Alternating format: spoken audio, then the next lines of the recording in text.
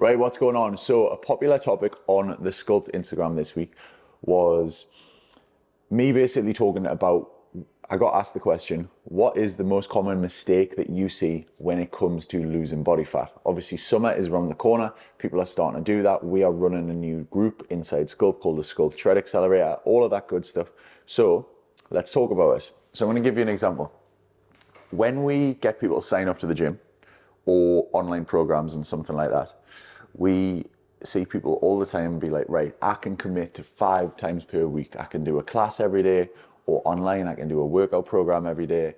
I can do a workout and I can commit to a really strict diet straight away. That's easy for them to process psychologically. And we are creatures of absolute as humans. So that is super easy for someone to process in their head. That's what I'm going to do. I'm going to train every day or 5-6 days a week.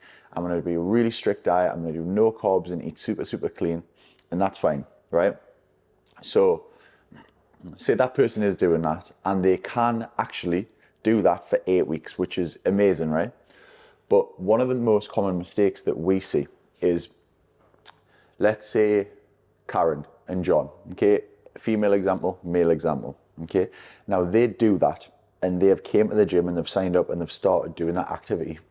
But go back before that point, they were average Joes, average Joes that worked as accountants or, I don't know, some sort of financial job where they went to work 9 to 5, they did 10,000 steps per day.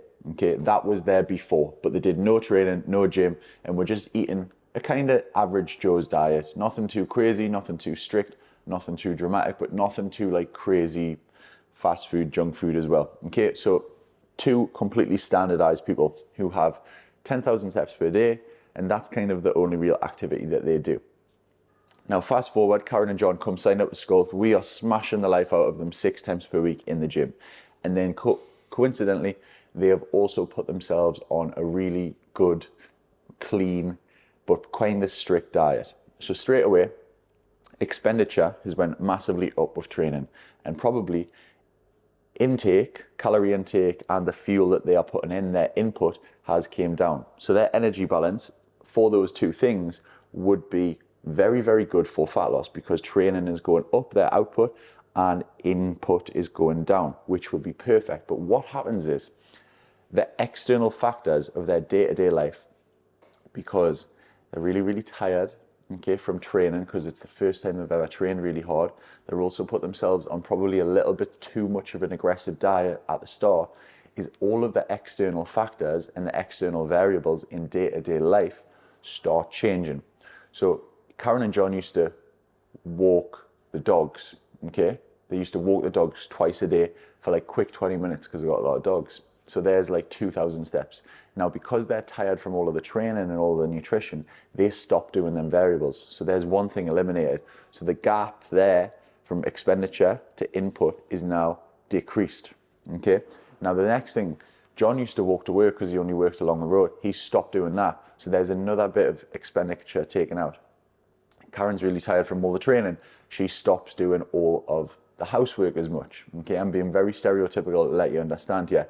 But all of those things, all of those day-to-day movements, okay, going to the beach on a Sunday with the kids, walking the dogs, all of those things are factors that are NEAT levels, okay, and have an input to your NEAT, okay, non-energy active thermogenesis. So anything that you burn calories with outside of training, like breathing, like doing the dishes, like walking, like any of them things, they have started being eliminated because of how intense the start and training program was. And it was too intense too soon, and the diet was too intense too soon.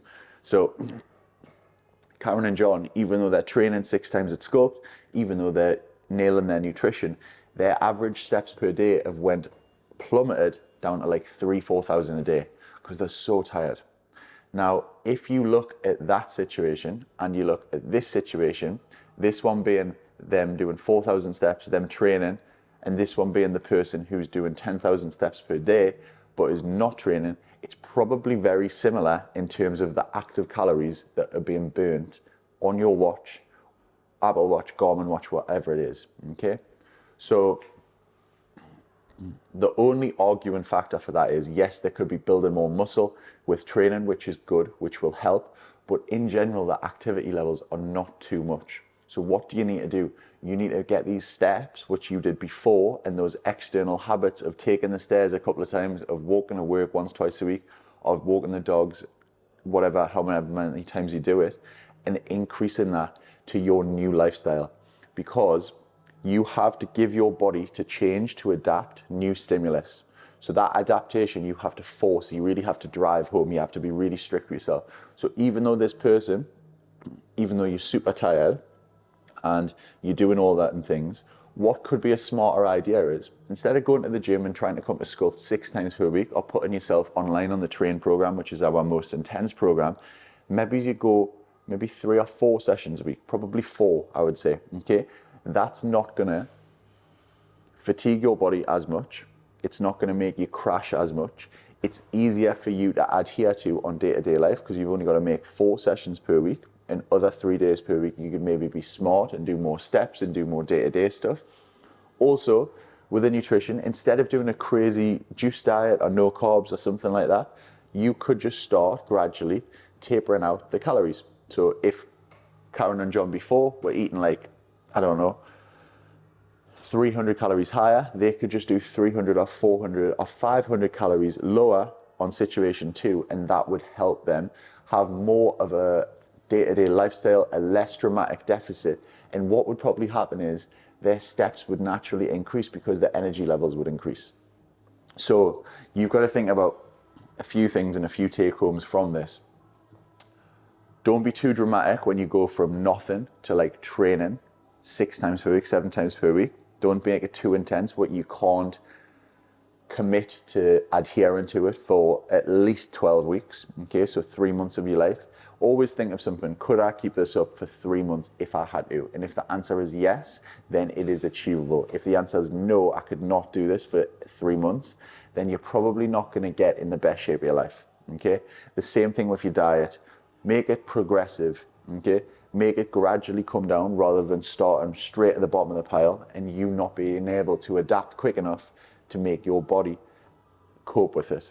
And the last thing is, make sure that when you come to start in a fat loss phase, you still keep your minimum day-to-day requirements of your day-to-day life, of your energy balance, the same. So still keep doing the things that you've been doing, and add with training, with cardio, with nutrition. Those 3 are just tools to improve the average Joe and the person, what the situation that you're at right now.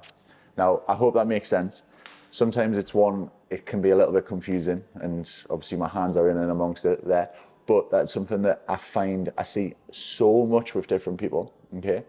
And it could massively, massively help you. You might be sitting there thinking, I'm training so much, I'm eating so clean, which is amazing, but why does the girl from the gym who comes 3 times per week and kind of doesn't look like she's like hating her life all the time, why does she look better than me? Why is her results coming quicker? And it could be these external factors that she has kept the same, even though you're the one killing yourself in the gym 6 times a week. So you can always be smart. This is kind of my job when I online coach people. I work out the puzzle to see what needs changed where, yeah? And sometimes training more is not always the answer, okay? Give the video a like, subscribe, thumbs up, comment. If you like this content, shout out, and follow and subscribe for more training, nutrition tips, and more.